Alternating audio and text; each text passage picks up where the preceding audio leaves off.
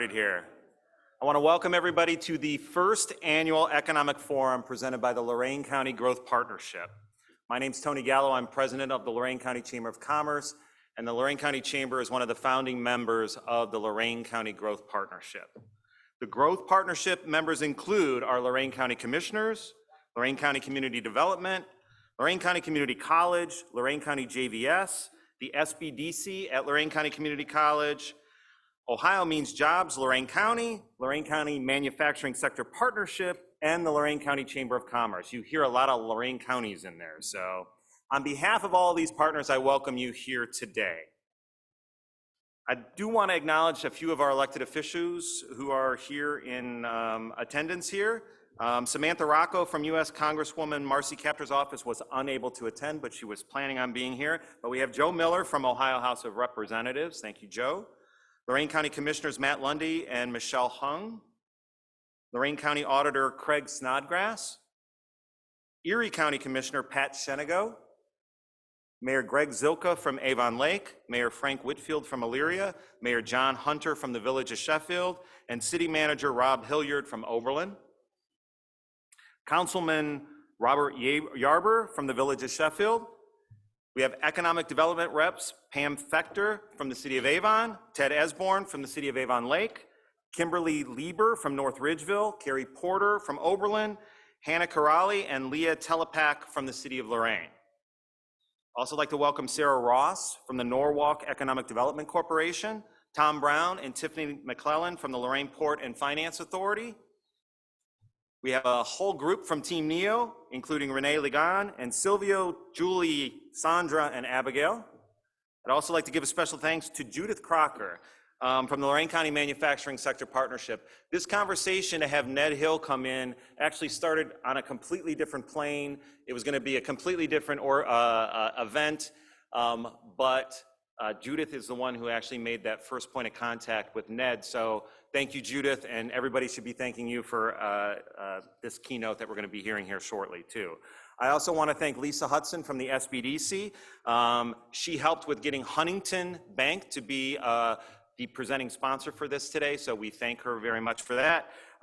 She is also going to be, we're very proud of the fact that she is the local nonprofit that will be providing coaching and skills training to help Lorain County small businesses grow as part of Huntington's Entrepreneur in Residence Powered by Huntington program. That's a mouthful. I also need to thank our sponsors. You just heard me thank Huntington, Lorain County Community College, who is our keynote sponsor, as well as our dessert sponsor. You'll see a special dessert that's going to come out here shortly. Elyria Sunrise Rotary is our beverage sponsor. If you didn't grab a soda or get a bottle of water, they are in the back. Kurt Anderson and a whole group from Elyria Sunrise is here.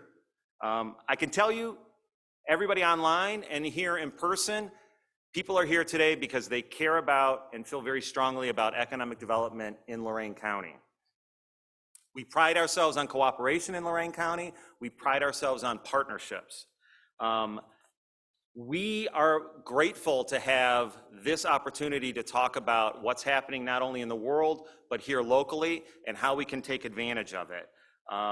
We had a meeting with the economic development partners that took place right before that. Everybody is on the same page. We want what's best for Lorain County. We're willing to work with one another, and I think I'm excited about what the future in economic development holds for not just the Chamber and all our members of the Lorain County Growth Partnership, but for everybody who calls Lorain County home, for either living or for working or both. Right now, it's my pleasure to introduce Sean Richardson, Regional President of Huntington National Bank. Everybody has a program that has their full bio, but for people who are online, I do want to give a very abbreviated bio just so they know who Sean is. He's the regional president of Huntington Bank Cleveland. He leads one of Huntington's largest markets and is responsible for the performance of all lines of business, corporate culture, colleague engagement, and community involvement. Sean proudly demonstrates Huntington's commitment to do the right thing for its customers, colleagues, shareholders, and community. I am pleased that he is joining us today to share a special announcement about Huntington's expanding commitment to help small businesses here in Lorain County. So, welcome, Sean. Thank you, Mr. Lorain County, for having me out here today, and thank you, and good to see everybody. Feels good to be back in person. I got a chance to attend the International Film Festival last night, opening day or opening evening, and there were about 600 or 700, maybe some of you were there, and we were just delighted to be together. Whoa, this is on wheels. Whoa. Should have locked that down. But there's a chance that you're at a table where you don't know someone next to you or across the way. So if you want to take a minute, just say hello. I want that opportunity here to have some social time. Go ahead, please.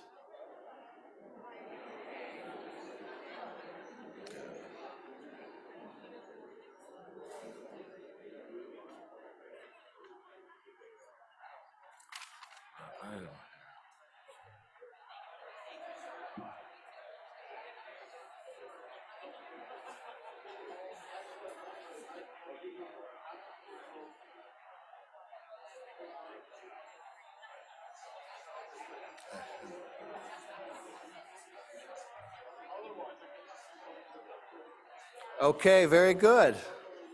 Good, I hope you enjoyed that.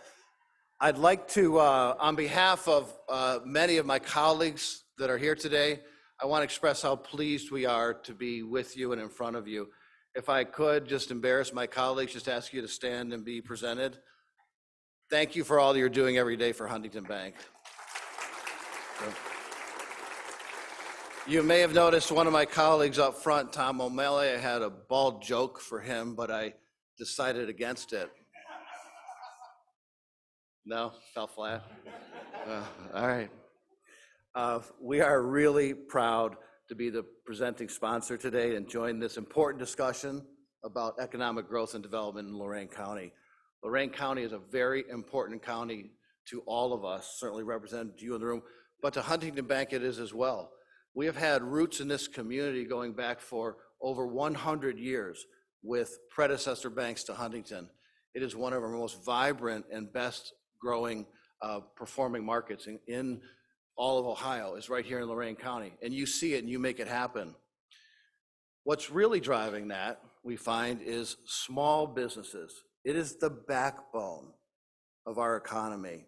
They employ our residents, they provide services to our neighbors, and they drive economic growth in our region. In fact, many of you would know the statistics, but small businesses generate 2/3 of all net new jobs, and they provide nearly half of America's annual economic activity. For every dollar that is spent at a local business, approximately 2/3 of that dollar stays in the local community and creates an additional 50 cents in local business activity due to employees spending and businesses purchasing local goods and services. I don't think I'm telling you a lot that you don't already know, but let me just reinforce that we know that, we see that, and we believe in the importance and the backbone of that in any community. So we are very proud of our position to be the nation's #1 SBA lender in volume for the past 4 years, demonstrating our commitment to helping businesses to thrive from startup to expansion. I'll just say that again. We are the #1 SBA lender in all of the nation.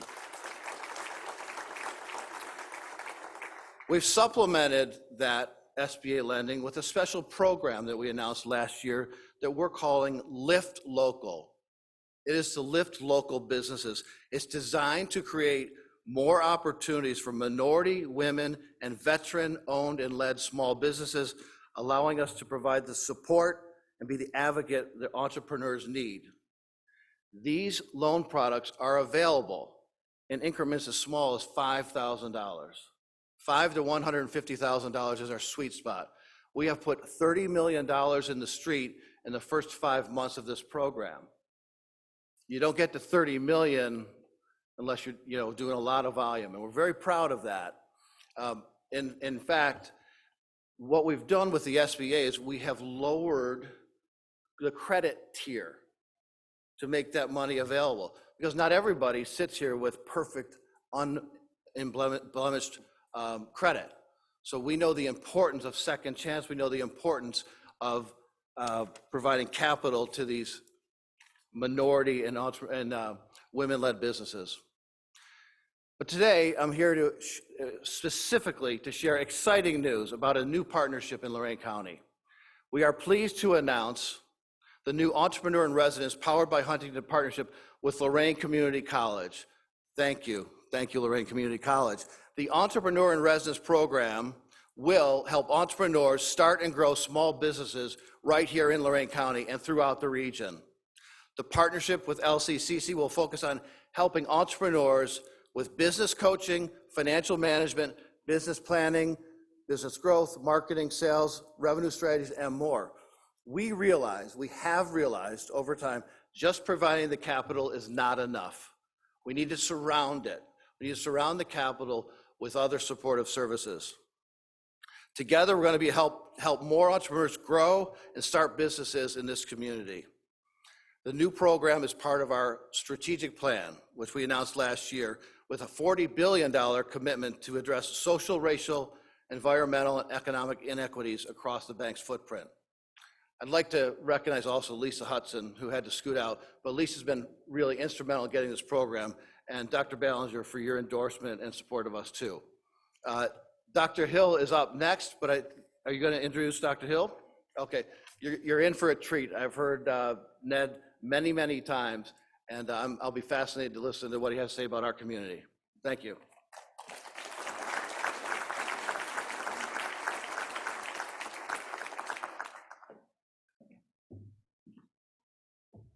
I'm glad you didn't tell the bald joke, because now I'm going to.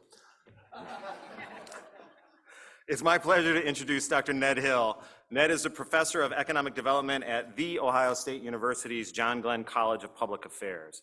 Ned's current research focuses on the impact of investment and workforce strategies while continuing his research on regional economic resilience and economic development. I do want to say we have time set aside at the end of Ned's remarks to take questions. We'd like to make sure that those questions come. We do have microphones set up. If not for yourself, we need it for the Zoom participants as well too. So please be patient, and there will be plenty of time afterwards for Ned's questions or anything that you have that you want to ask Ned about. So with that, let me welcome Ned.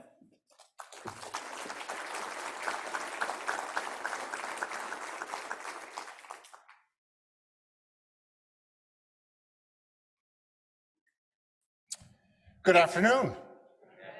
Thank you. And Tony, you're absolutely right. There'll be plenty of time for questions, no time for answers. This is the important part. Sean, thank you so much for the sponsorship. Marcia, you've been a good friend. Lorraine's been a partner with ours for a long time. Community College, it's a delight to be here. And Judith, you're the troublemaker that made all this happen. Now, I am going to warn you, I am a nerd. I'm worse than a nerd. I'm an economist. That means I'm a nerd that puts people to sleep. So, what I'm going to be doing this afternoon is I have to respond to two challenges that were given to me. The first was to give you an overview or an understanding of what's happening in the economy nationally. So there's lots of data and slides and graphs, and if you want them all, the Chamber said they're going to post them, so the PDF will be there for you. Or if you really want to double down and you can't sleep tonight, just turn on the Zoom, it'll be fine. But the second, and that's going to be a large part of the presentation. The last part is actually, the second and most important part is actually just the last two slides. And that's what do we do and how do we go forward? But as the title says, in the short run, the US economy is in a very, very interesting, if an economist says it's interesting, it means difficult place. Because as I looked at all the data, and I got up early this morning because there's a big data dump happened this morning, and I wanted to make certain I had the stuff that was not hot off the presses, but hot off the electrons or whatever. This is what's going on in this economy. Employment and the job market is the hardest we've seen since before the Great Recession. Who would have thought? And no one's happy with their job, so they're all shopping. The second thing that's going on is that because of the tightness in the labor market, but more importantly, because of the way business accurately anticipated a massive recession with COVID, we've got disruptions in all kinds of supply chains that is still, and we're still in those aftershocks. I'm going to show you how that stuff works. The third thing that's going on in this economy that doesn't show up in the data because we know it's there, and if you're in Lorain County or if you're in the Cleveland metro area, you know what's happening, is we're at the very early days of the next industrial revolution, which is going to thoroughly change our competitive position. And that's what the last part's about. So I'm going to be talking about inflation, macroeconomic policy. I'm going to be talking about the Federal Reserve Bank. I'm going to be talking about supply chains. And you are now all in this new Central Asian republic called Nerdistan. All right. But hopefully it will make sense. So the economy really is caught between a mask and a gun. The mask is COVID, and the gun is we're fighting a war. And we have to recognize it. And as a country, we're fighting for liberty, we're fighting for democracy, we're fighting against autocracy, but it's also changing the entire global trade structure right in front of our very eyes, which creates, when there's that much chaos, there's always opportunity, which is going to create reshoring opportunities, but I actually don't think it's going to be reshoring as such. It's going to be developing a brand new sets of supply chains and relationships. And we're going to a world of global trading blocks. So there's a North American trading bloc, which means we have to figure out how to live with Mexico and make Mexico work for us, because they and Canada are our trading bloc. There is going to be a democracy trading bloc. As long as we don't fall prey to authoritarianism here, always a danger, that is going to be a set of trade that's going to differentiate this part of the world. And one of our jobs is going to be providing energy for a long period of time in that. And the other thing that's going to happen is that we've realized that in some of our justifiable economic policies, we've actually weakened our national defense. Here's a factoid. I told Tony about this one, and luckily I couldn't see him, but he didn't believe me. 80 to 85% of the globe's integrated circuits and sensors are made within the flight path of the Chinese Air Force. Now, I'm not picking on China. I've been to China, half a dozen times. I love it. I've got friends there. I don't like authoritarians, so they're right there with Hungary and he who shall not be named, the Russian version. But understand that some of that's going to change, and there are some strategic issues which we're now seeing played out, and Dr. Ballinger is going to be talking about one of the important ones for Ohio at the end of this. So let's get on the economy, caught between a mask and a gun. Well, what I'm going to do, there are 5 events that just led up to the challenge. The challenge is, how does the Federal Reserve Bank thread a very, very narrow needle? And I've got this thing with Zoom saying, got it. And come on, go. There we go.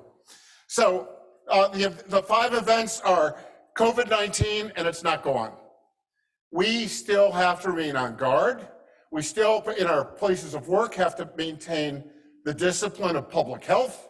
The reason is Europe let down their guard. This B2 version is now running rampant. It's now the dominant version here in the United States. We're delighting in many of us in taking off our masks, but I'm still maintaining distance, and I'm getting my geyser booster sometime very soon. But we're going to have to pay attention to this because it's not gone. Too much of the American population remains unvaccinated, and too many of our kids are exposed. I don't say this is a public health reason because I have no public health standing. I do have a standing as an economist. This is absolute economic necessity. And the ideological war we're having of it is basically we're shooting ourselves in the foot.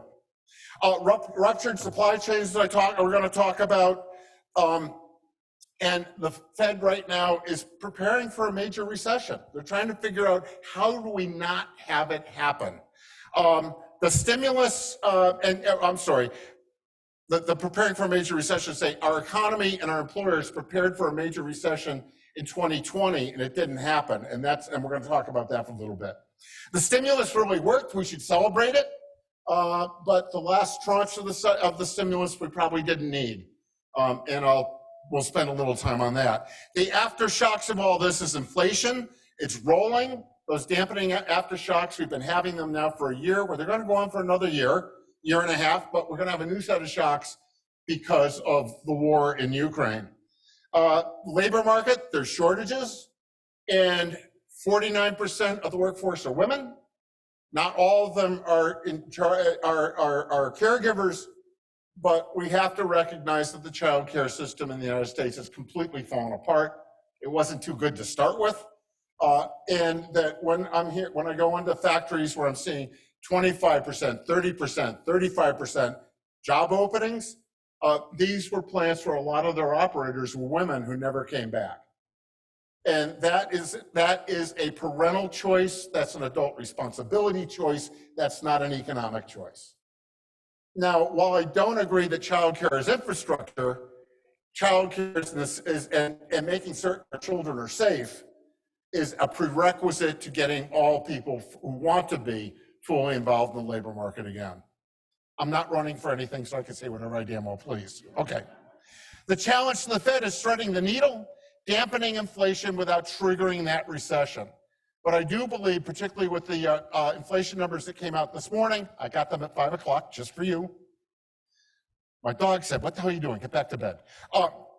We're going to see, I expect to see a pretty healthy jump in the Fed rate when they come out. Normally, the Fed jumps 25 basis points at a time.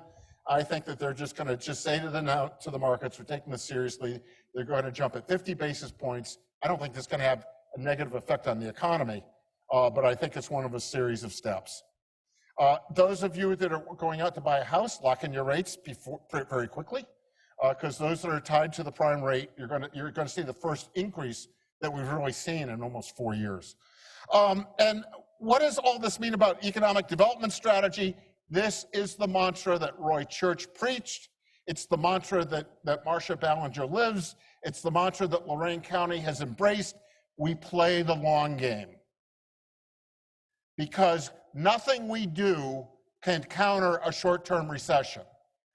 Everything we do means long-term success for us, our kids, and our communities.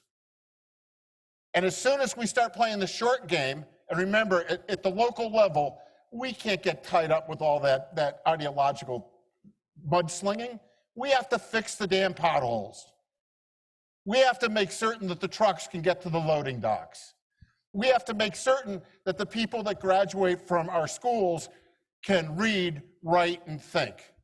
We have to make certain that we honor people who can connect their heads and their hands in what they do, and we broaden the definition of what it means to be positive and important human capital. And I'm glad to say that Lorain County's been at the head of that. And I'll spend a little bit of time talking about that as well. So, all right, let's talk about the economy. This is my wallpaper. Isn't it nice? It's going to go in the upstairs bedroom. But you could look at them more closely. But what I've got is I've put together the 12-month change in real GDP, and then in per capita, and then here, the lower part, this is what's happening to real GDP in general. What you see is this was the 1 quarter we had COVID, and you'll see in the recovery in GDP per capita was pretty damn quick. If it's above that black line, it means it's still positive, but the growth rate has slowed down. You didn't get that big ricochet. That's great. And if you look at GDP altogether, we're almost back at where GDP peaked just before the recession hit. All good news. I'm an economist. I get paid double if I can find the dark lining in a dark cloud. So one of the challenges that's happened from the Great Recession, and we've seen it again during the COVID shock, is the income distribution in the United States has just changed dramatically and fundamentally. So we've had huge wealth growth at the high end. We've actually had more people enter poverty until the stimulus payments came, and that actually lifted people out of poverty. It worked. But what's happened is the middle of the income distribution's gotten smaller. And if you want to really see how this works, you figure out and look at the stores that survived the recession, and you'll see Dollar General and a lot of stores that cater to people who don't have credit and people who are not wealthy. And then you're seeing very high-end retail do okay. But all those strip malls where middle America used to shop, well, we're now, Target is now catering to more wealthier people, so we're all allowed to call it Target at this point. But the end result is that's just a sign of the hollowing out in the middle. And so somehow collectively, one of the great things we have with these disruptions is that employers can start rebuilding the middle, not because they're on a social mission, but because they're going to have a business opportunity and a profit opportunity to start creating opportunity for employers that we haven't had in a long time. Next point is labor markets are tightening. So this is the unemployment rate. Whoops. Let me go back one. Here we go. This is the unemployment rate coming down. You'll see that it came down nicely from the Great Recession. COVID shock, it went through the roof. I was getting daily reports from ODJFS because the governor was nice enough to appoint me to a little committee to advise him on things I know nothing about, so that was okay.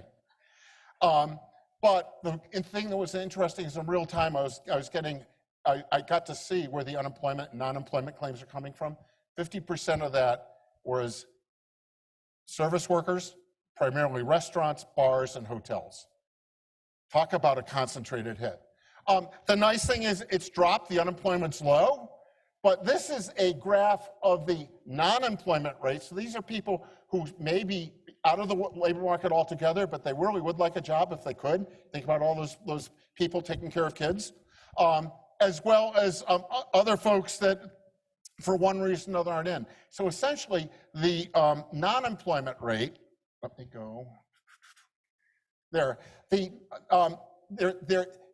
unemployment rate, those who are immediately looking for work is tight, it's slow. You have people interviewing for jobs, can't pass drug tests. This is the old story, I've heard this. Going out, they get their first paycheck, then they leave.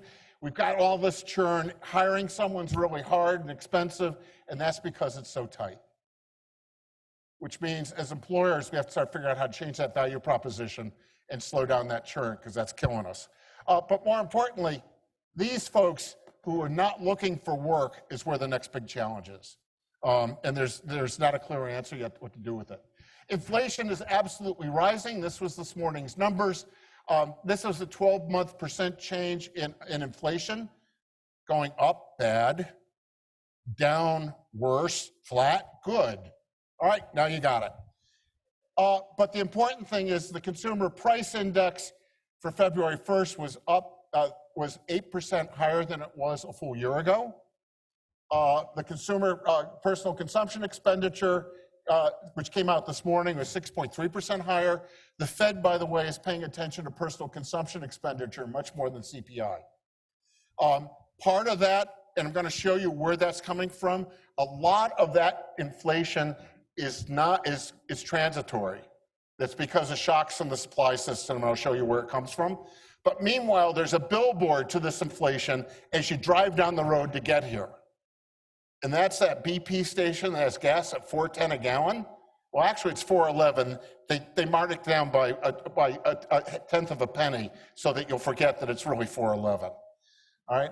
But inflation's real. It's here. And the scary part is the longer it stays, the more it's going to build its way into wages. And we're going to go from a demand pull recession to a cost push recession. If it's cost push, those of us that lived on Hamburger Helper in the 70s, it made me the man that I am. That with beer, it was pretty good. That's dangerous stuff. Okay. Now, this is what was just absolutely amazing about the COVID recession. Normally, the growth in consumer spending has been in services before the COVID hit. And then take a look what happened. This is personal consumption expenditures % of all spending. And then with COVID, it started dropping as a share of total spending, and consumption of goods went up. That was shocking. We know why. And the 12-month percent change, this is even more shocking, is the red line.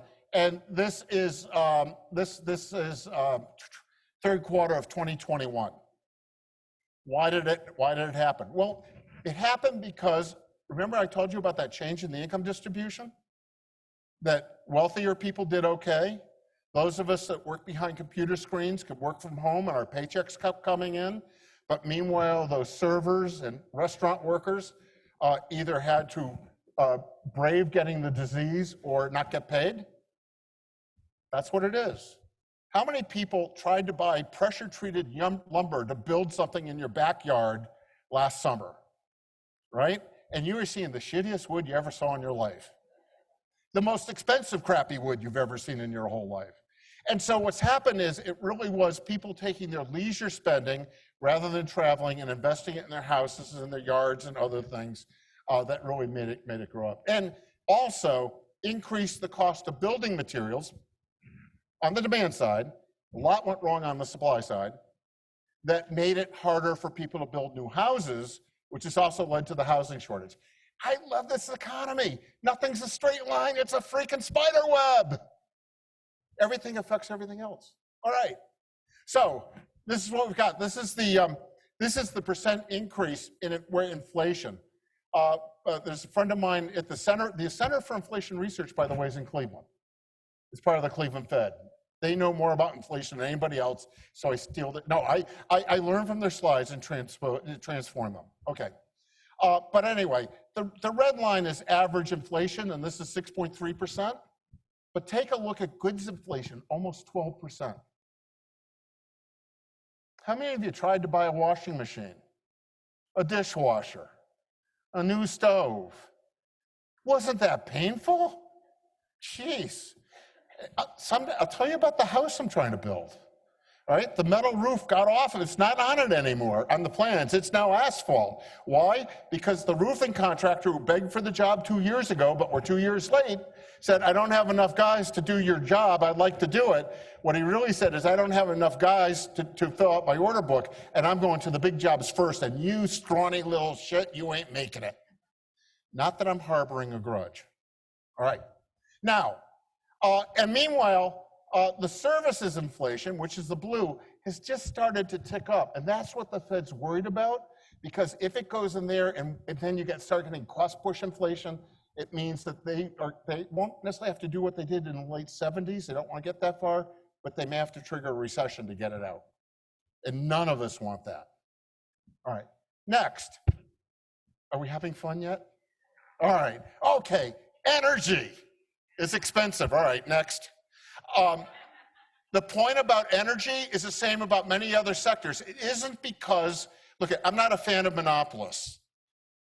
The worst monopolist, by the way, is the NFL, and I'll never forgive them. But that's a different thing. I still root for the real Cleveland Browns in Baltimore, but that's a different deal. All right, I'm an old fart. Now, when we're dealing with energy, what happened was all of the energy producers, particularly in the United States, prepared for a recession like the Great Recession and shut everything down. They capped their wells. They didn't open new wells. So it isn't like they're sitting there and saying, oh, we're going to gouge them. That's kind of the lefty political way of thinking about it. They're sitting there and saying, we don't want to put so much energy on lines and we get caught up, we get killed.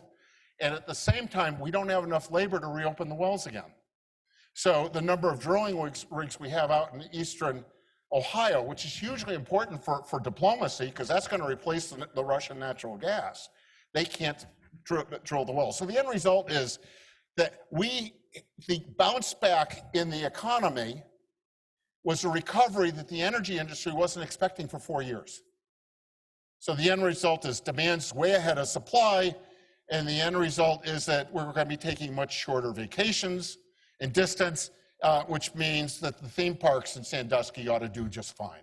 All right. Now, the tough part here is the most expensive, whoops, hello, there we go. Gasoline is by far the most expensive, that's the top line. The blue line is piped natural gas. Noah Dormady, a really good energy economist for the office next to me, he was telling us this was going to happen just when he was looking at the inventory levels were so short. He was telling me this back before winter came. And this is the electricity price average across the United States. The fact is, Russia's point is Russia's responsible for 10% of the oil in the United States. Germany may shut the taps off, which means that the shortage in gas is going to happen for a while. Cutting the gas tax, yeah, it'll help a little, but I think we should keep on paying for our infrastructure. President Biden announced a daily extra million from the U.S. reserves. That's going to help a little. The big thing is it's going to do something that we're really bad at. It's going to take tincture of time. So I had an old doctor once that as a kid I used to come in and I had a sprain, I had a hurt, and he'd first look at me and say, well, I think the first part of your treatment is we're going to apply an ounce of neglect, because things usually cure themselves. Then we're going to try tincture of time. And if it still doesn't go away, then we'll give you Jell-O. So that's kind of what's going to happen here. It's going to be lots of public policy that's going to make us feel like we're doing something, and tincture of time is eventually what's going to cure it when it comes back on. This is my favorite one. This is my EKG. I'm still okay. Thought I was flatlining. No, this is what's going on in the dairy aisle, in the grocery store. And here, again, what's hurting so much, it's meat, poultry, fish, and eggs is way up. As I said, I had a title on this once that said Vegetarians Won. Because fruits and vegetables, they aren't going up too much in cereal. But anyway, why is that all going up? Yes, there is a monopoly at work, an oligopoly work in the meat processing industry. There are 3 processors. Yes, they've been having a great time raising prices. But the fact is, we have an incredible drought going on in the West and in the Central Valley of California. And that's driving most of this stuff. Next, stomping on the brakes. Hi, welcome to the auto market. So what we've got is the red line is the domestic auto production. The blue line is sales of autos and trucks. And there are a couple things that are kind of interesting. Notice on a monthly basis, we now have a point where the sales is ahead of production. I drove up past a number of dealerships with very, very nice parking lots. I had it here, yeah, it was in April 2020. The entire production capacity of the US auto industry was 2,000 vehicles. In September 2021, 84,000 vehicles. Normally it's 300,000 vehicles. So what's caused that? The first one was the mask, and the second was sensors. So supply chain problems. The next is used auto prices. No big surprise that, I tell you, Edmunds has got a great deal out there. Go to edmunds.com. They will price your car if you want to sell it, and CarMax will go and give you a price. So my car out there now, which I thought was worth $2,000, apparently, if I lie about the number of dents in it, it's 10,000. So I think, no, I'm sorry, strategic marketing is important. Anyway, but the most important thing is the price of used cars is going way up. The price of new vehicles is increasing, but we've now gone from an environment where the typical new car was $30,000 to where now the typical new car is $40,000 to $50,000. So that really means that for working people, low-income people, people who are transit dependent, the buy a beater plan is their transportation policy.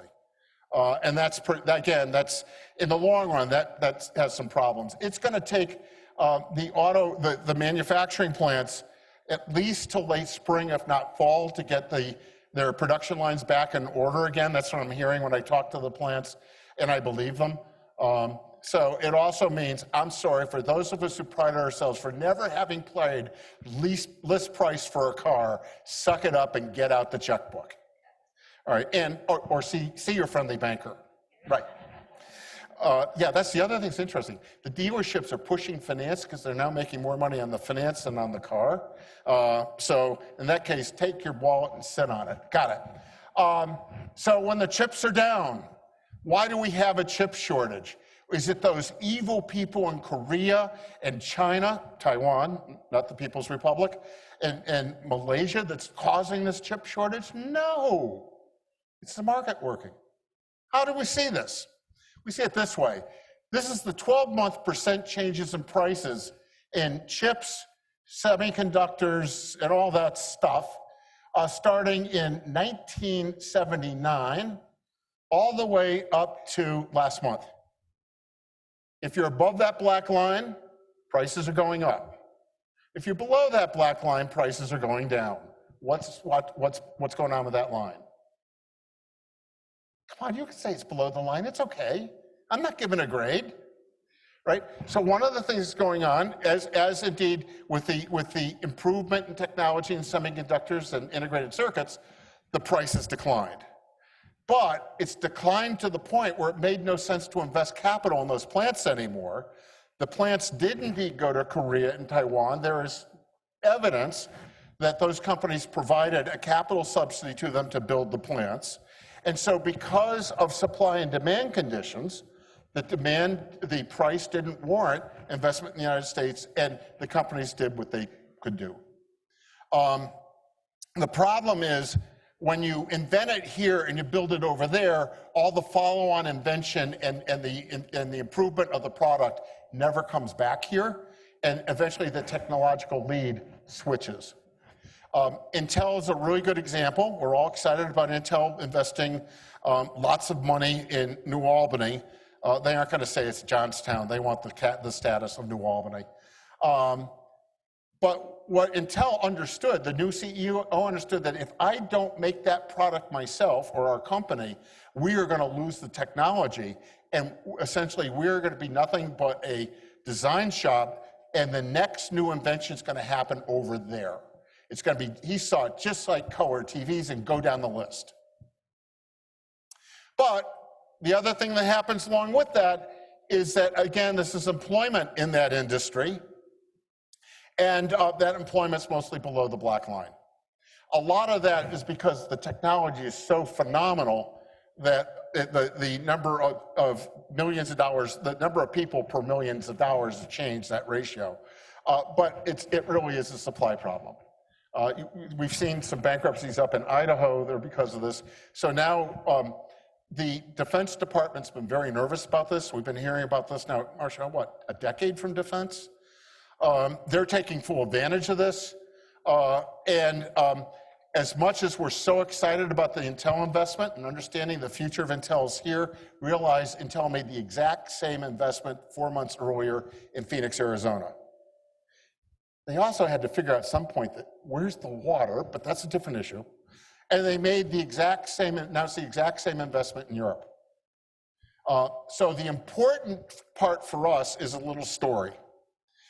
When Intel first moved its first fab out of Silicon Valley, it moved it to Portland, Oregon. It moved to Portland, Oregon because the head of Tektronix was on Intel's board. Head of Tektronix couldn't get electrical engineers to come to Portland, Oregon. He begged Intel to put the plant in Portland, Oregon. The CEO said, we're going to go and take all your engineers. So why do you want us here? And he said, no, you don't get it. You're going to deepen the pool of electrical engineers, and a skill that is globally thin is going to be locally thick. So you can go out and Google a great image called the Intel Solar System in Portland, Oregon, and you'll see, this is where that flywheel thing came from, all the companies that came out of that investment. The importance of Intel is, first, it is a man bites dog story. What the hell are they doing here? That's great. Second, and this is the important part, it isn't that we are all going to be training engineers to leave Northeast Ohio to go to New Albany. What we know is that every manufacturing plant, every bank, everybody that has cybersecurity it needs the exact same set of skills, and by having that plant and having the educational institutions rally around it, we are certainly going to start getting thick over the next 10 to 15 years, play the long game, in a skill we don't have. We're at Ohio State, we're very excited about it. Lorain County Community College is excited about it. Case is playing nicely with Ohio State. It's a very weird thing. We're still working on Cincinnati, but that's okay, we'll get there. And it's our fault, not theirs. But the other thing that's really important to Ohio for that is Carnegie Mellon's in our backyard. They're part of what happens. All right, I have to start speaking faster. Now, give me shelter. This is the problem with housing. Couple things. This, the blue line is the owner's equivalent of rent. And normally, owners get a break compared to renters, is the way that you amortize it. The reason is owners don't buy their house every single year. If you're in a used house and for 20 years, you're getting a bargain and your rent's low. So two things. Take a look at coming out of the Great Recession, where we didn't build any housing much here. The rents skyrocketed. Rents started to close. Pretty good. Now, what the hell happened? All of a sudden, the owner's cost is higher than a rent. Two things are happening. The first is Airbnb is now competing for houses. Factoid, 66% of all houses transactions were done without the buyer walking into the building. So there's a lot of hedge fund activity going on. Third thing that's going on in here is we haven't built any housing now for well, not any. We're way below building our annual amounts of housing now for a decade. So the end result is we now have rapidly increasing prices. When I talk to real estate agents, it isn't that their problem is getting supply. It's not finding buyers. And the other problem that's going on is essentially they don't really know where the market is right now. But it isn't like the frothy market of fraud. The only way to cure this market is to increase the amount of supply. And you're seeing real struggles about it when those big, dense cities and communities want to increase affordability and affordable housing. They also means you have to figure out how to make your land prices cheaper, use your land bank. 2, increase density. So understand this is not Ozzie and Harriet's world anymore. Yeah, a lot of people my age, you understand who Ozzie and Harriet is. This is good. But also realize that Harriet divorced Ozzie and Ozzie's dead. So she needs an in-law apartment that's attached to a house somewhere. But we really have to rethink density. And it was really funny, the president CEO of Intel said, well, we took New Albany because I think our employees aren't gonna like city living anymore, they're gonna want to be called country living. Flash guy, you are the person living in Silicon Valley where the starter price of a house is $1.75 million. And you're in the state where your middle class, non-techies, are moving to Texas. And they're moving for housing. So part of what we have to do is how to make certain couple things. Our older traditional neighborhoods, revive them. Understand, when I hear people screaming about affordable housing in Columbus, I'll say, I'll take you down Cleveland Avenue and I'll show you lots of housing that is not livable but could be affordable. How do we bring it back into play? How do we help recreate communities? Because community development takes place before economic development takes place. And I can go on, but that's a different speech. Okay, lumber prices, holy gosh. I assured my builder that the lumber problem last summer was just a blip, that the hurricanes were going to stop beating up the Gulf, that those Canadian monopolists that bought all the mills in Georgia and in the Southeast were going to start producing lumber, and boy, was I wrong because the price is back up again. So what's going on with lumber? Pretty clear. Drought, bugs in the trees in British Columbia, followed by landslides. Can you believe that? That's what's going on with the lumber prices? And that shortened up the supply. So what happened is there was monumental drought still going on in the Pacific Northwest, The pine bark beetle is growing like crazy. The trees are difficult to mill and they have to get them out of there. There were very big rainstorms at the start of the winter, which caused huge mudslides that actually shut down the roads and the railroads, which made my lumber more expensive, so I'm mad at God. All right. But it's the whole thing. It's more, this is softwood. I have softwood, I have plywood, and I even have concrete. There was a bit of a drop right down in here when we got through last summer, but they started climbing again, and it's environmental. We have to understand that climate change is making cows more expensive to eat and wood more expensive to consume. And also, climate change is also increasing demand for lumber because when carpenters tell God they want something to happen to keep them employed, a tornado goes through the southeast. Or a hurricane goes and wipes out parts of the Gulf Coast. By the way, I do like the fact that Ohio did take a marketing advice from me once. I referred to and said that Ohio's competitive advantages were climatically boring. No earthquakes, well, unless someone with the fracking, that's packing disposal of frack water gets a little carried away in Youngstown, or they move Jamie Hoffa's body, one or the other. We don't have tornadoes belt.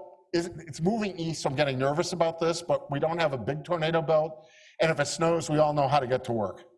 And by the way, it was really funny hearing Intel basically saying that. That was nice. So steadily, what's going to happen and what's going to help with inflation, and this is what's to watch. This is the 10-year, this is a public opinion poll done among CFOs, and say, what is your expectations for inflation 10 years from now? And what's helped us is those expectations have stayed low, but notice what happened over the past 3 months. Starting to tip up a little bit. And that's the reason why the Fed is going to be acting aggressively. I really didn't pay attention to this until I paid attention to these guys, and I know they're talking to the Board of Governors. So I said, yeah, maybe they're right. Good stuff. So that is my discussion on the economy. It is just what my doc said. Tincture of time, ounce of neglect. If you're really neurotic about it, Jellos, but make yours a Jello shot. It's okay. Time is what we need to work this stuff out. And it's going to be bumpy for the next year to 18 months at least. And that is not counting on what's going to happen because of the war in Ukraine. And the war of Ukraine, we're pretty much insulated from it now, but it's going to continue with gasoline prices. And I do think it's going to be affecting us when it comes to natural gas prices in the winter. Those of you that don't have a contract for natural gas for your houses, think about it. I'm not endorsing one or the other, but it would have, being locked in at a year-round rate would have made a difference. Okay, part 2. Oh, good, I even have time to do this. This is the important part. Everything you saw is Tony's fault because he said, I want an economic overview, so you got Nerdistan. Now talk about playing the long game. Because everything I've been talking about up here, that's the role of the Federal Reserve Bank. That's the role of Congress when it comes to stimulus. And more importantly, getting the balance between taxing and stimulus right, because they aren't there. That isn't even the role of state government. But our economic future is up to us. And our economic future is all about playing the long game. Our economic development professionals out here, I'm gonna tell you all a secret that they know. The economic development professionals sell, rent, or market today's economic assets. They can only tell the decision makers where those assets are created, how the market's reacting to it. And they can tell the decision makers about the state of education, the state of labor skills and training, the state of infrastructure, and most importantly, how we stack up against our competitors. As much as everyone thinks economic development is a tax abatement game, tax abatement only works to move a company across a city line or across a county line. Not to have to tell anybody in this county that story. But it is the competitiveness of the regions, not the cities, the regions' economic assets that figures out where the entrepreneurs are going to be born. Entrepreneurs are an economic asset, so thank you for investing in them. Where businesses want to stay and are productive, where their supply chains are solid, and where transportation works. And interestingly enough, when we look at all the evaluations of all of the economic development programs out there, the highest rate of return is technical assistance. Who would have guessed? Helping a company figure out how to do cash management, how to become lean, whether you're a factory or a service. And what we're currently seeing in this age of this new digital revolution, how to take control of your capital plan and strategy and take the one-off automation project and turn it into long-lasting digital transformation. That's all long-term. And shame on my industry, the higher education industry, because we followed what Washington wanted us to do because we lose money on every engineer we train. So therefore, we are highly responsive to overhead on research grants. And that's really taken all the major research universities. So we train the world's best, well, tied with Germany, maybe England. All right, that's enough. Research engineers. Narrowly trained, deep, and freaking brilliant. And the world comes here for it. And when I go to a factory, or I go to a software company that ties things together, they love the research engineers from my university. But when they need someone to run a factory, they go to the University of Cincinnati, they go to Ohio Northern University, and in Northeast Ohio, they look at Youngstown University. Why? Because they still train what was once called the old industrial engineer, the manufacturing engineer, the unsexy engineer that doesn't give you any overhead to run your department. So we are on a, I can't say jihad anymore, I can't say crusade, quest. Quest is good. That won't get me in trouble. All right. We are on a quest to reinvent the applied engineer. This is the engineering technologist. This is a broadly trained engineer that understands mechanical, that understands electrical, that understands cybersecurity, that understands materials, and did I leave out one? Oh, manufacturing engineering. They have to understand what a production process looks like. It turns out our biggest problem, to be ABET accredited, you need to teach calculus, but you don't need differential equations. So that what's happened is, as we go into the companies and talk to them about what's the single most important part of this applied engineer, they'll say work experience. That they aren't in it for them, they're in it for the team. They're in it to be exposed throughout the entire facility. And, you know, how many of us have taken a leadership course, right? Raise those hands. All right, how many of us have taken a followership course? We need damn good followers. We need team members that can figure out how to combine different traits and characters and win. And so that's also part of that applied engineer. So this all started, our quest, in 2014 in my conference room at Cleveland State University, when we brought in 4 manufacturing trade associations and said, don't tell us about your immediate need because we know what you're all going to say, semi-skilled labor that will show up and compete in a cup and pass the test. All right, got that. Look down the road. What's your biggest need? And we had a lead because we did lots of work on the auto supply chain and the steel industry. And they all said the same thing. We don't know who our next plant manager is going to be. We're running this plant with leadership that's 2, maybe 3 people deep. And as we started talking about the scary thing called 3D printing, which find a 13-year-old in the library, they'll tell you how it works. I said, we know it's digital, but we don't know what to do with it. My favorite company that visits, M7 Technologies out in Youngstown. Mike Garvey's fabulous. He describes his workforce and his shop floor. His shop floor is where Flintstones meets the Jetsons, right? Because it's both. So as we're thinking about this, let me go through this list. It means that we have to invest in economic development assets. I travel the state of Ohio and I visit small towns and old manufacturing towns and cities across the state, except for the past 2 years. And I can pick the winners and the losers pretty quickly.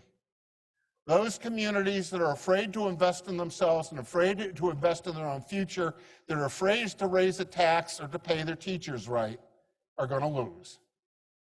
We don't want you throwing money away. What we sure want you to have a plan or a vision to change the 4 Ps. Those 4 Ps are people, place, product, and productivity. That's how you build an economy. It's that simple. You make the place more competitive so someone wants to be in your community, not somewhere else. Nobody wants to live in a lousy-looking community. People want to do Maslow's hierarchy. All people want to live in a place where their kids are safe, where there's recreational opportunities, and if mom and dad has to go to work, or the adults have to go to work, those kids aren't sitting in front of a TV set locked in a living room or a bedroom for 8 hours till they come home. It's that simple. We need to be an economy that can invent new products. The reason is, I've got a whole new speech on, different speech on this. If you want to go and look at the fates of our major manufacturing cities, Detroit, Cleveland, Chicago, Buffalo, it's fascinating. All of them had great runs for 80 to 100 years. But then they ossified, entrepreneurship disappeared. If I ever get to write this book, I got the title of the book. It's The Devil's Bargain, and it's the iron, how did we go? Oh, it's the iron fist of the product cycle, the devil's bargain. Because what happens is these places that had entrepreneurship, Akron had more millionaires per capita than anyone else in the world for about 3 minutes. Quickly followed by Dayton, quickly followed by Saginaw, Michigan. What happened is when those companies became big, they became monopolists, all of a sudden risk-taking on the part of both labor and management disappeared. And what have we had to do in Northeast Ohio since we've been intentionally working at it, Kirk? 2000? Rebuilding entrepreneurship. Why? Because we had a great culture of small business. Every small business person is an entrepreneur, but a growth-oriented entrepreneur you could not find them in this community. And it took the corporate community, the civic community to start rebuilding that network. We can't give up. All right. Next thing is we need to react to the ongoing changes in supply chains. Essentially, the new supply chains, I hear this nonsense, oh, lean's going away, we're stocking more inventory. No, you aren't. What's going to happen is strategic lean's going to be in place. There's going to be a strategic part of your inventory, such as what Toyota's doing with chips. But you still have to get back to lean discipline. What scares me is the number of plants that I've been visiting, largely by Zoom, but we're doing more of them, that have lost lean. Manufacturing's in the early stages of a 20-year transition to the new lean. The new lean is a digital enterprise, and we have to continue to connect hands and heads through active learning and recognize what human capital is. Yeah, I'm spending 2 weeks in June at adult day camp.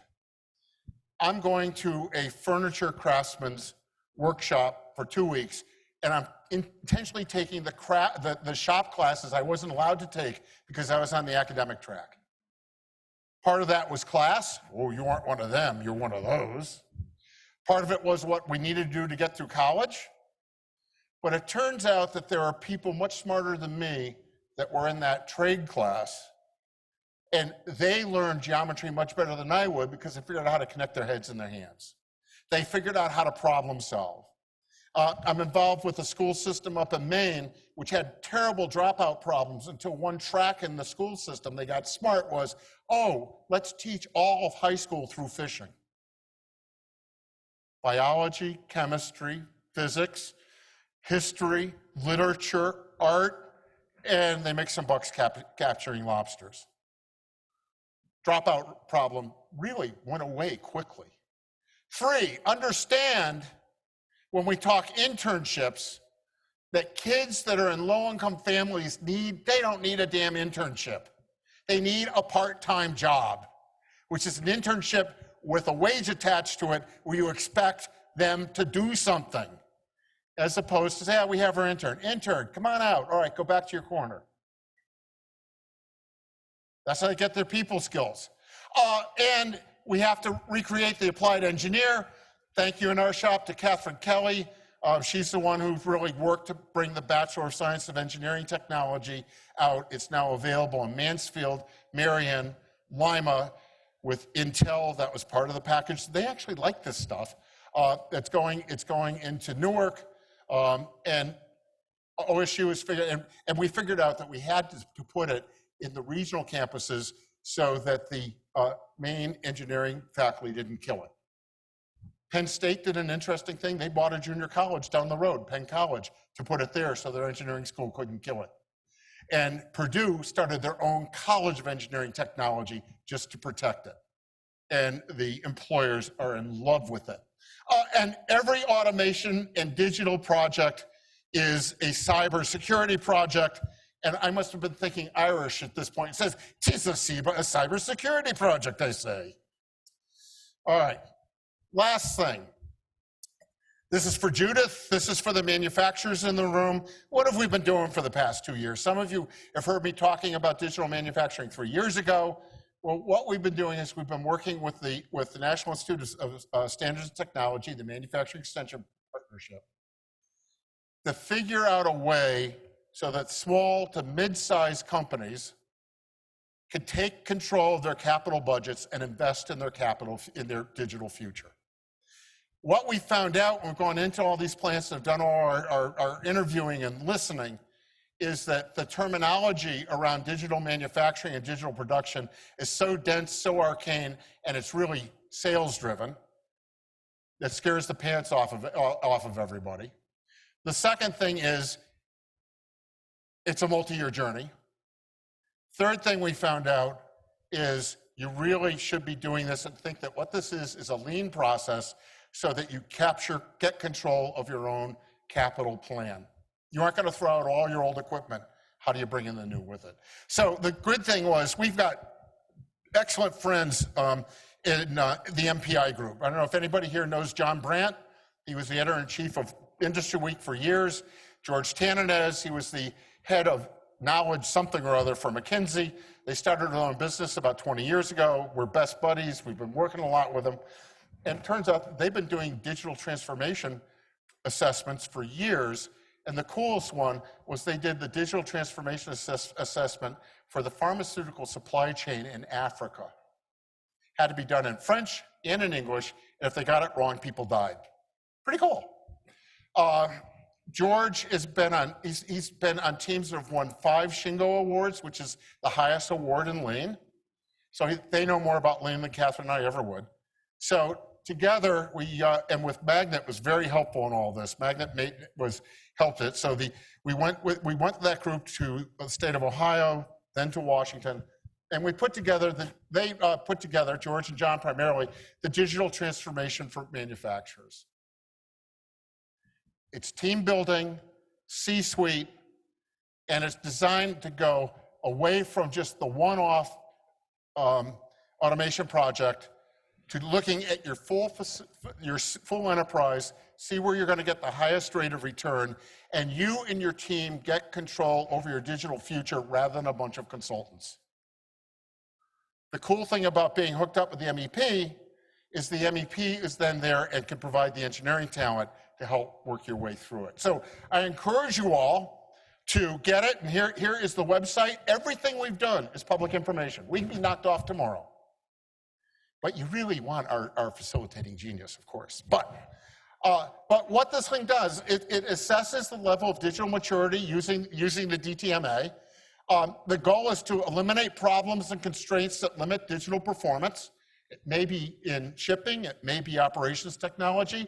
The goal is you develop your plans and shape your capital budgets to boost your capacity and capabilities. We're finding companies taking those first steps at $30,000 to $50,000. It's not immense. And how you build a foundation for continuous improvement with your digital capacities. We have seen so many people that have put a cobot in place to solve a problem, and they ended up automating their crappy process rather than changing their process. How do we do this? You quantify the current state of digital maturity. If you sign up, your plant signs up, you can come back every quarter, every month, twice a year, because then you're benchmarking yourself against yourself. And as the number of observations come in, all the data is confidential, but we average the data together so you can benchmark yourself against everyone else.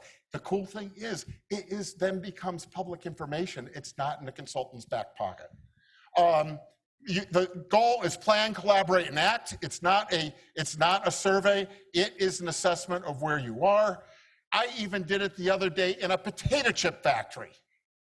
And nothing's weirder than having to taste test crinkly potato chips with salt on them at 10:30 in the morning, and I wasn't even hungover. All right. And the point is, you keep on coming back. It's repeat, identify, transform. You can see lean thinking all the way through this. If anybody wants to do this, contact Lorraine County Community College, contact me, contact Magnet.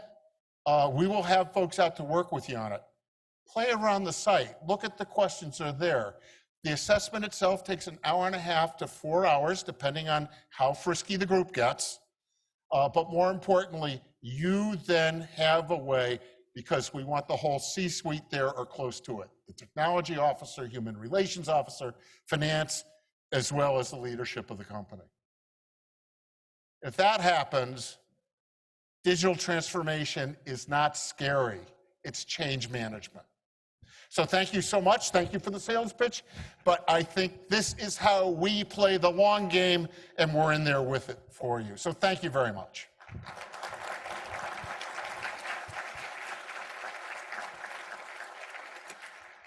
Tony, do we have time? Yeah, we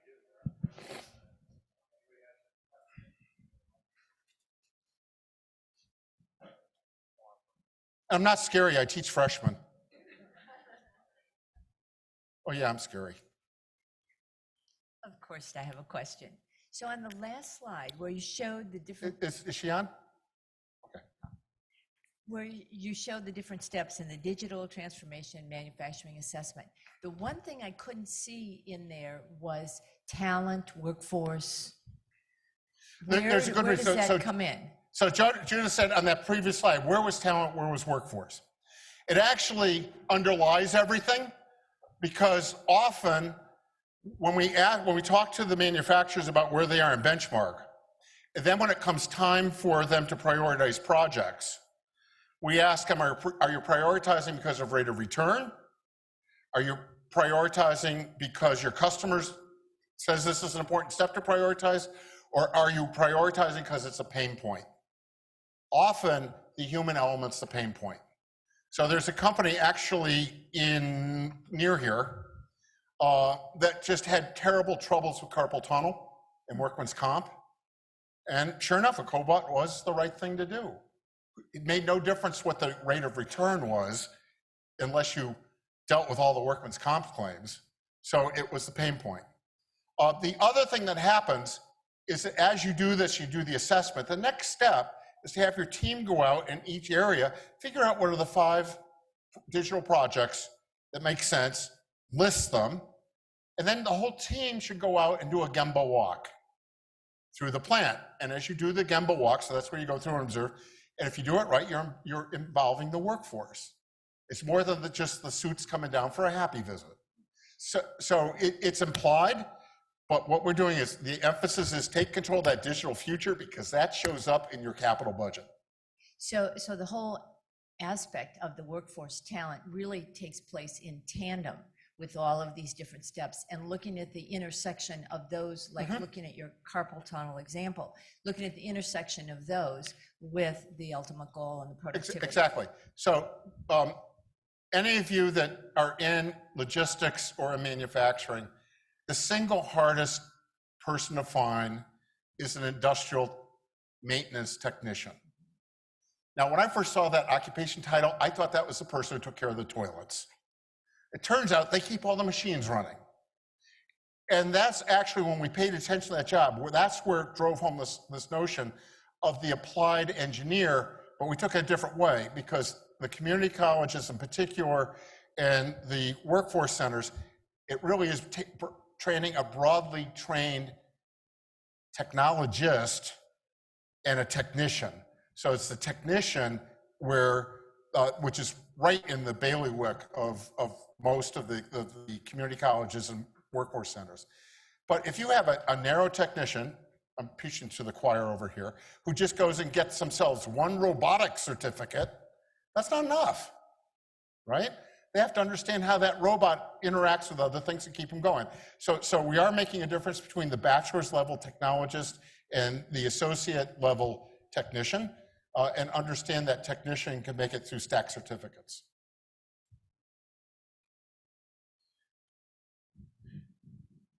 Nobody in the skyboxes wants the question. Okay.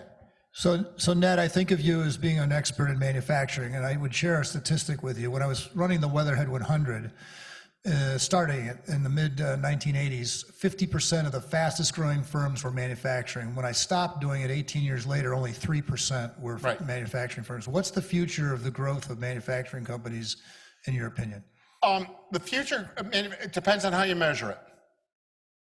If you're talking about employment, there will be positive employment growth, but it's going to be, a lot of it's going to be technician and technologist. You're going to find the semi-skilled manufacturing technician is such a pain point right now that automation is going to be aggressively replacing them.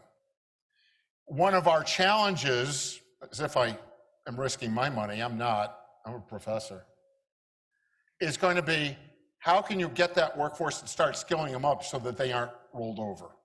It's kind of like the great shortage in truck drivers, understanding that's where autonomous driving is probably going to happen first.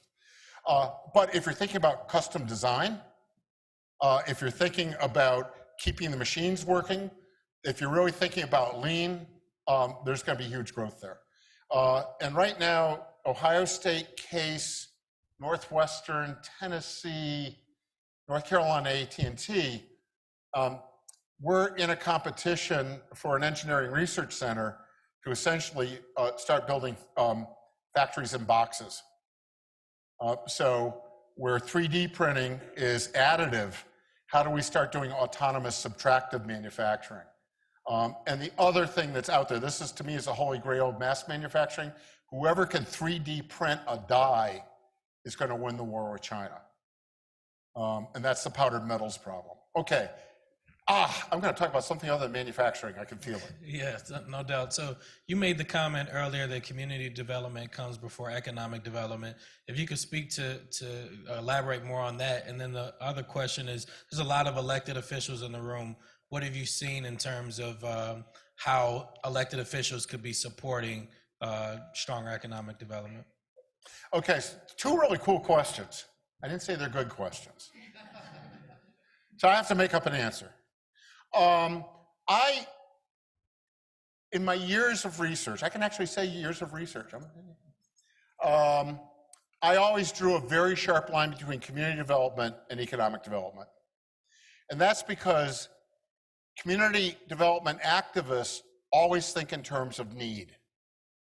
My people need, we need, my tax base needs, therefore thou shalt. It's like the sound of God. Meanwhile, in economic development, it is rate of return. What's the value of your assets? And we should value economic development based on economic development criteria. And then I started to back off on the community development stuff and saying, what was going on was most of the community development activists and mayors who are doing community development projects wanted to call them economic development projects because community development sounded faintly socialist, not fun and sexy. Economic development is cool, it's moving forward. Community development, oh, it's that poor people stuff. And so all of a sudden, all these community development projects look crappy as economic development projects because they weren't. They couldn't generate jobs, they couldn't generate anything else. So let's honor community development for what it is, okay? That's one. Two, community development is necessary before economic development takes place because if your community is falling apart, no one's gonna wanna be there. So there is, I'll just block the name of town, there is a historical African-American suburb of Mobile, Alabama, just to the east of Mobile. And its town lines were drawn very carefully to make certain any tax rateable had nothing to do with that community. Shipyards were out of it. So, you know, Jim Crow was in charge of the Planning and Zoning Commission too. And when I went into that community, they were talking economic development because they needed tax money. Meanwhile, when they had a rain or a tropical storm, there were 6 inches of water in the streets and everything flooded. Community development is necessary before economic development take place. So I'm not faulting them for trying to change what they could change. It's got to be crazier working with the Alabama legislature than ours, particularly if you're a traditional African-American town. I can go, all right? But I really like these folks, but I had to say, guys, you got to fix the big stuff that's broken and you need help, right? Third thing, and then I'll shut up after the third thing, because I like giving this test. If I asked you all to write down what is the reason, what is the outcome, the desired outcome from economic development, all right? How many people are going to raise their hands, say jobs? All right, few brave people telling the truth. All right, mayors, how many are going to say taxes? Because you got to pay something and you don't want the property taxpayer to pay. You want to shift those taxes. Other people say better wages and better working conditions. That's all the good stuff. None of that's economic development. That's all the byproduct of economic development. The most important product of economic development is to make and sell a product. Make and sell a service. And it's only by making and selling a product or a service is someone going to have a job, is someone going to have an income, are the taxes going to be paid, and that good stuff goes on. So when we do economic development, we sound like a bunch of prissy social workers. No, social workers have a tough job. Anyway, we sound like a bunch of dilettantes. How's that? All right? And we don't want to talk about profit. We don't want to talk about rate of return. We want to talk about, we're doing the opposite. Remember what John Kennedy said on the Berlin Wall? No, you're too young. All right, John Kennedy said in his inauguration address, ask not what your country can do for you, but what you can do for your country. In economic development, what are we doing? We're turning to the companies and we're saying, ask not what we can do for the company, we're asked what the company can do for us. That's a shakedown cruise. I feel so much better. That was therapeutic. I was at a major meeting giving a speech somewhere in the Southeast. It's on Zoom. They'll figure it out. You know, it's one of those places when you get old and the Velcro on the bottom of your shoes wear off and you fall down the map and you end up in this state. It's sometimes called God's waiting room. All right. Now that you can all figure out what it is. And I was dumbfounded. The economic development folks and the lieutenant governor of the state said, we really don't have to worry about the K-12 educational system because if we need more workers, they're just going to come down from the north. Holy shit. That also explains why when Blockbuster, remember those blue boxes we used to have, was a Columbus company? They took a bunch of folks from Ohio and moved them down to West Palm or someplace like that, except the people who did the real work couldn't stay in the town where their headquarters was. And I saw them all 2 years later. They moved back in ones and twos. Why? Because they found out that by moving, they were voluntarily making their kids stupider. because the educational standards were so low. Great technology state, right? Let's go to Oregon, you know, the place where ambition goes to die. And what's Oregon doing? They're a technology state. They're proud about it. And they cut 6 days off of their school year because they can't afford it. We can't do that. So thank you for asking your question. I answered some other question, but hopefully something happened.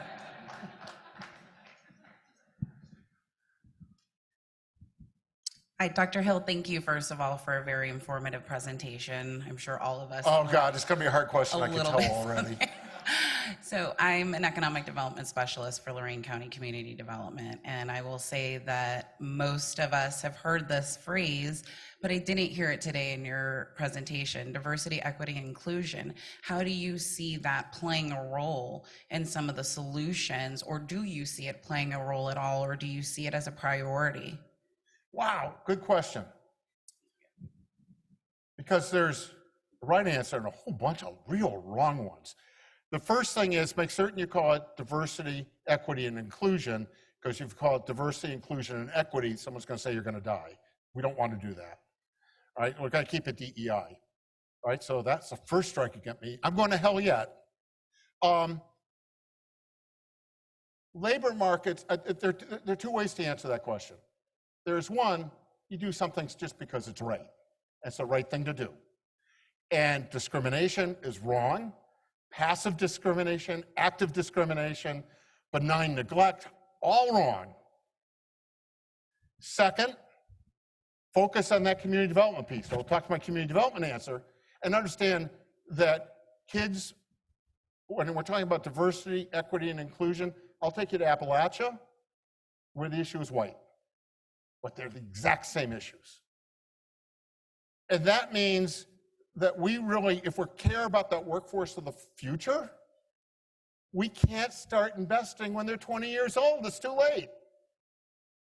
Third, we have to make certain that if we're doing diversity, equity, and inclusion, understand there are two separate things sitting in there. The largest part and most important part is those people who are qualified, have high potential, maybe haven't been mentored or in the right team environment, that there's access, but with really tough evaluation, right? And don't say that there aren't qualified people out there. Second thing that goes along with it, corollary, is understand that particularly for ethnic minorities, they did the exact same thing the Irish did in the 1840s to 1880s. They went to public service because public service is seen as being fairer. So that means the private sector is going to have to become as fair as the public service in terms of evaluating people. So that's doing it because it's right. I'm an economist, so I believe most people do things because it's in their self-interest. Here we got the real problem. We have a labor shortage, folks. So if we have a labor shortage, why are we making it hard for women to work? Why are we excluding talent? Why are we misjudging veterans? And why are we making certain that we only hire within our own friendship networks that are within our company? It is in our own best interest to make certain that we get as many people as possible. So the market is, here's the cool thing, the market's on our side on this one. Then, let's pay attention to what university hospitals did in University Circle in Cleveland, where they lived in, their University Circle was surrounded by Huff and Fairfax. There's some tough neighborhoods around there. It was in their own best self-interest to deal with issues of crime and improve home ownership and other stuff, because particularly case, it's bad if your students get mugged, bad stuff. But university hospitals, when Tom Zenny became president, Tom was he still was a fabulous guy, fabulous leader. He looked at the turnover where the unskilled labor, and there's a lot of it in a hospital, they were spending tons of money recruiting, training, and losing people. He realized, because of some really good workforce folks that the Cleveland Foundation brought in, and who are there on the east side of Cleveland, that they had to build promotional job ladders for the semi-skilled and unskilled workers so that they could improve. They didn't have a job, they had a career. They also made certain that they could afford, not certain, that they would help with down payments with housing. But Tom was quite clear. There was a social justice reason for doing this, but it was in the best interest of his organization to make certain that there was skilled blue-collar staff. Sometimes, we've all spent time in a hospital. The doc can't spend 15 minutes with you. Sometimes it's the orderly. They used to be called nurse's aide. I don't know what the thing is. They're the ones you talk to. That's part of it. Sometimes your contact may be the person when you're going through the cafeteria that's giving you food. I know in my business, university business, we don't pay enough attention to the food service workers because that lonely freshman, the only person that may reach out to them may be the person that's putting a slice of turkey on their plate. So again, it's in our best interest as a company. It is in our absolute best interest as a country, and it's the right thing to do.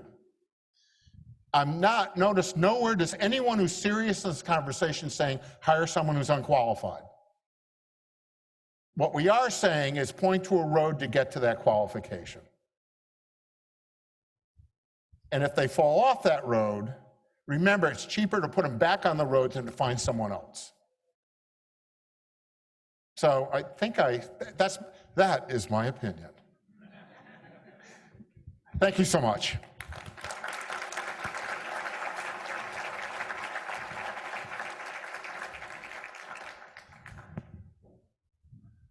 Keep us on point here. Everybody knows Dr. Marcia Ballinger, so I'm going to skip her bio and just have her come on up. Welcome, Marcia.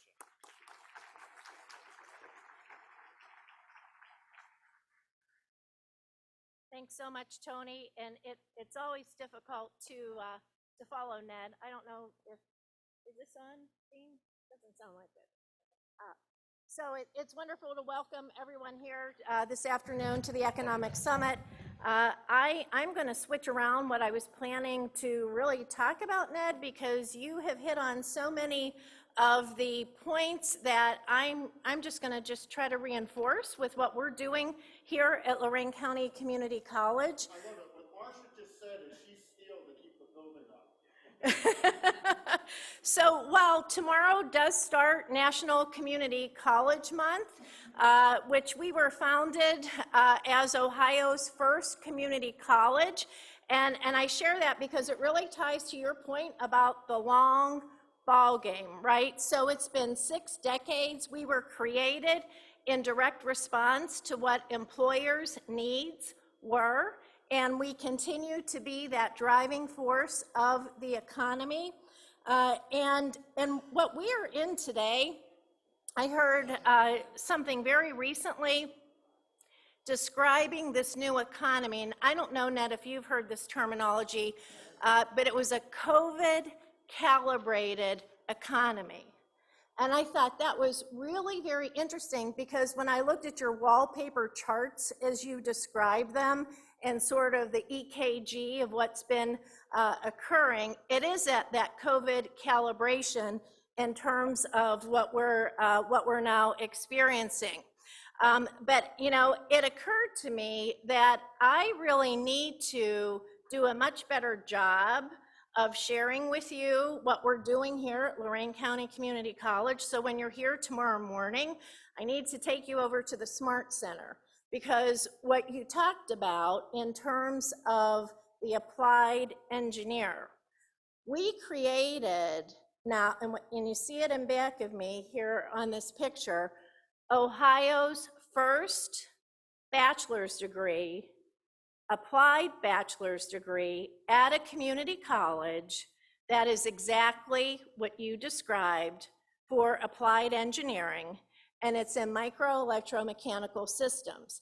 Why is that important to the conversation and this new economy for Intel or any semiconductor that's coming to Ohio and how that equates to this new future with regard to chips and the competitiveness of Ohio.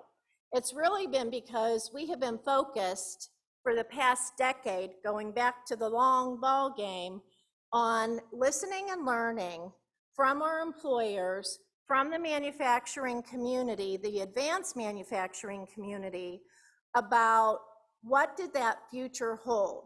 If you think about 2008 timeframe, that was that pivotal moment when open cloud computing began, the digital revolution. There was only another time in history when automation, technology changed so rapidly, and that's when Gutenberg invented the press.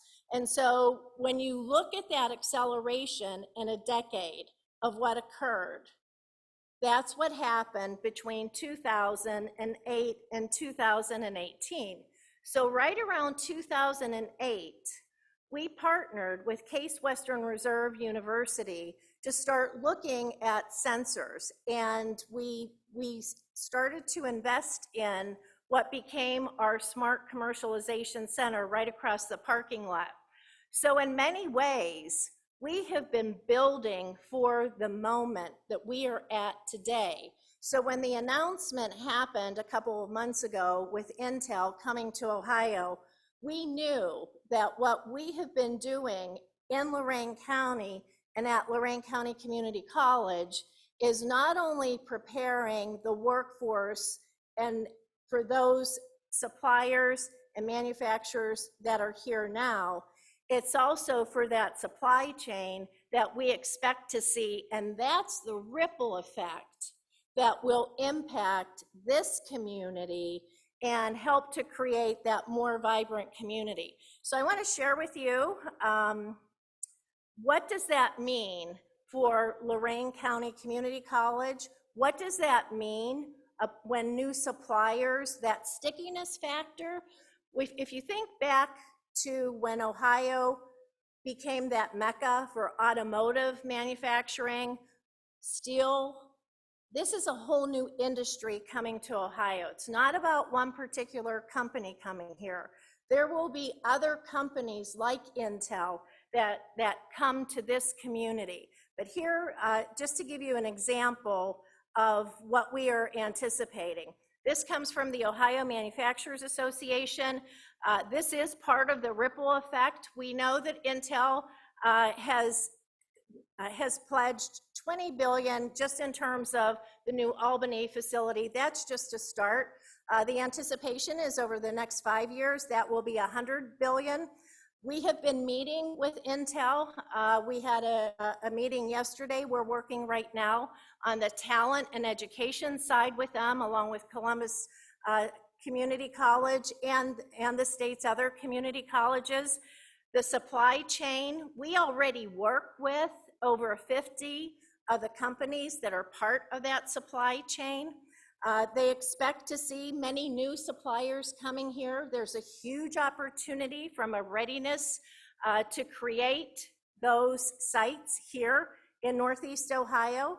And we know that, again, it's all about the ripple effect in terms of what we anticipate. Here's a video. I see Ron Yance is with us. He and his team put a quick video together to share with our community just what this means. When the great American company, Intel, decided to bring its most advanced chip manufacturing operation in the whole world to Ohio, they chose Ohio. Lorain County Community College's enthusiasm was hard to hide. It's monumental. It's beyond anything that I ever thought I would be here for at a community college. To know that we've already been training students in microelectronic manufacturing and wafer fabrication, in semiconductor processes like sputtering and photolithographic processing. So it's fantastic. How long has Lorain County Community College been in this microprocessing education? Well, it's been 10 years. 10 years ago, forward-thinking leadership at LCCC committed to creating infrastructure that supports semiconductor technology. The result was the Richard Desich Smart Commercialization Center, an existing U.S. manufacturing facility that manufactures specialized microelectronic sub-assemblies and is directly connected to higher education on the Lorain County Community College campus.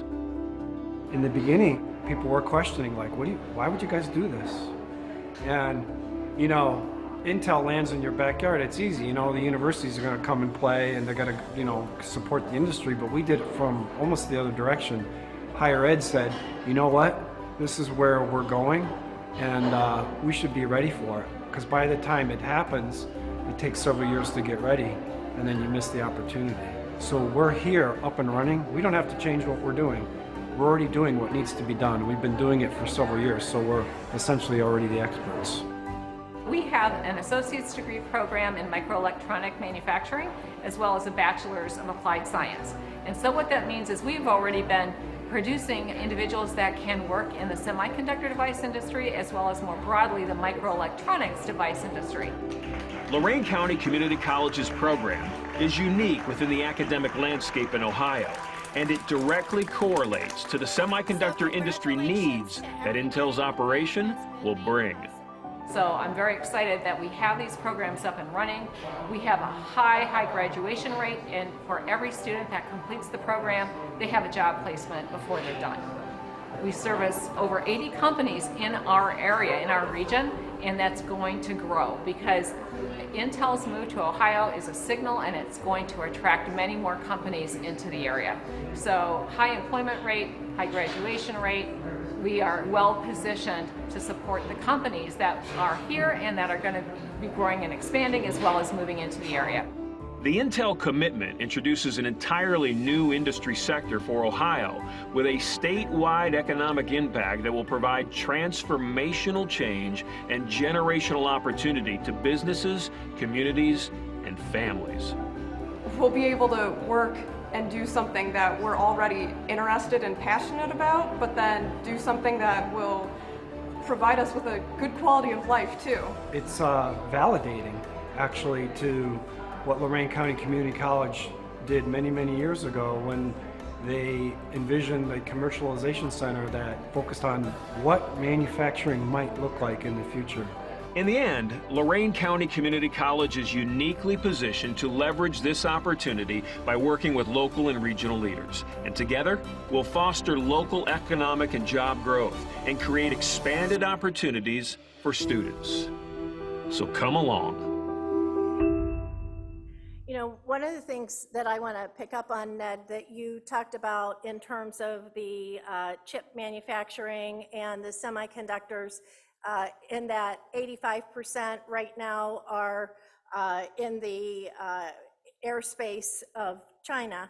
And the CHIPS Act that is underway now, that, you know, we're hopeful will be enacted soon, will bring back much of that manufacturing to the United States. There's a huge aerospace and defense piece of that. And we are uniquely positioned right in Lorain County with regard to that. The specialized facility that we have, our Smart Center, does advanced packaging and reliability testing for sensors. And we are working very closely with Governor DeWine's office and Aerospace and Defense and NASA. So we have NASA, Glenn right here. We have the Plum Brook facility. So there are huge opportunities as we look at that. So it's not just about Intel, and that it is about aerospace and defense. So we're very excited about what this does mean. And we believe that not only are we prepared for this moment at Lorain County Community College, for the talent development. We have a new applied bachelor's degree in smart automation that is currently at the Higher Learning Commission. It's been approved by the state of Ohio, and so that becomes our second applied bachelor's degree for engineering. So that will be forthcoming in the very near future.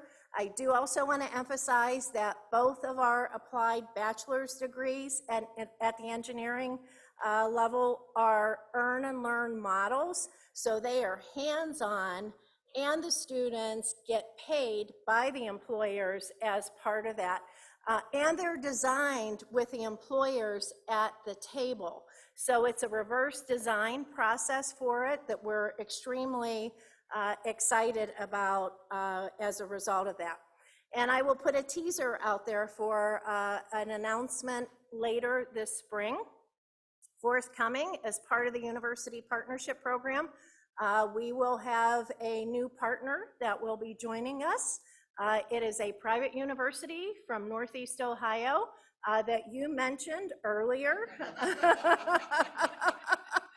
that has immense experience in terms of the MEMS program. I want to give a shout out. I see she is here, our Dean Kelly Zalesnik, who she and our faculty have really led the way with these programs, and she has been at the forefront of this, not only for Lorain County Community College, but nationally, and she is working very closely, as is, I see Terry Burgess-Sandu is over here. Terry, if you could raise your hand. Terry leads our business growth services, and she also leads Ohio TechNet, which works with all 23 community colleges in Ohio and Ohio's technical career centers.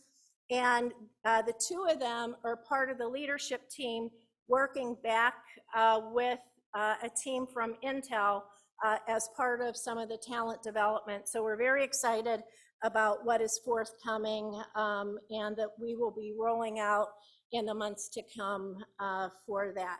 And I will close with an invitation for all of you in the room. And some of you have already come forward to express your interest. Many years ago, in fact, 20 years ago, again, long ball game, and Ned, you were involved with us in this. 20 years ago, we had served at Lorain County Community College as a convener, and Kirk Nieswander, I see you here today. We had created something 20 years ago called the Digital Economy Task Force, because at that time, we saw this new thing happening, digitalization, and thought we needed to start bringing the community together to create conversations and the right conditions and planning around what could we do to have a plan in place and to have ideas to put together opportunities to compete in this new digital economy. That's what led to some of the infrastructure that became Glide, that became our Foundations Innovation Fund, that became some of the academic programs at Lorain County Community College.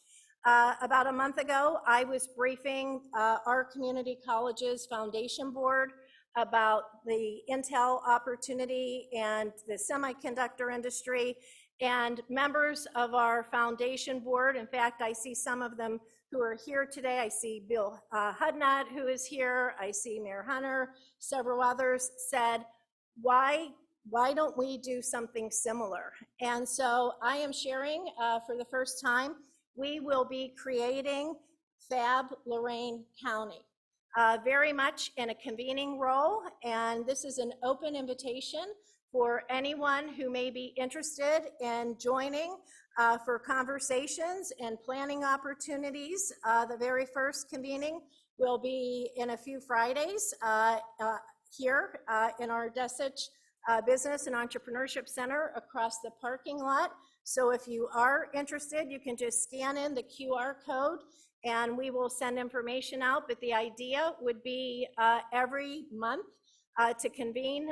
Tony Gallo and the Chamber also will be part of this planning effort, but we really are very eager to start bringing together the community so that we are at the forefront of the opportunities that will be coming to Ohio as part of the new semiconductor industry. So we think that Fab Lorain County can capture the same kind of excitement that we saw a couple decades ago when it was the digital economy. So with that, I think I am standing between you and the cocktails and the reception.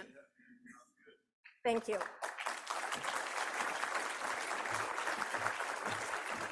Just a couple of things to wrap things up. What Dr. Ballinger didn't mention is look in your mail soon here for the new edition of Pulse magazine. There are going to be some great articles in there regarding Intel and what things are going on here at Lorain County Community College. There's a great picture of the chip on the front cover, and I know the commissioners, the chamber, the college, and some other investors are all part of Pulse magazine. So keep that open too. So yes, there's going to be a cake that Dr. Ballinger is going to cut on behalf of National Community College Month as well too. There is going to be food and beverages here shortly as well too. But I do want to thank one more time our sponsors, all the speakers. Ned, thank you for coming up from Columbus. Sean, thank you for sponsorship from Huntington. Dr. Ballinger, I do want to thank the other members of the Lorain County Growth Partnership, because I'm just the mouth up here that got to speak, but the other members of the community, our growth partnership, Rob Duncan and his whole team of Reese, Natasha, Joss, and Charles, Mike Longo and Chris Durkin are here from Ohio Means Jobs Lorain County, Mike Fitzpatrick from Lorain County Manufacturing Sector Partnership, Lisa Hudson from the SBDC, Mike Morgenstern from Lorain County Community College, Terry Sandu also from the college, Dr. Faircloth from JVS. I believe Kristen Smith was not able to make it. So those are the people who get together on a regular basis and meet on behalf of the Lorain County Growth Partnership. Thank you for coming today. For everybody who wonders, we are going to get Dr. Ballinger's slide deck as well too, and we will send you Ned's as well as Dr. Ballinger's.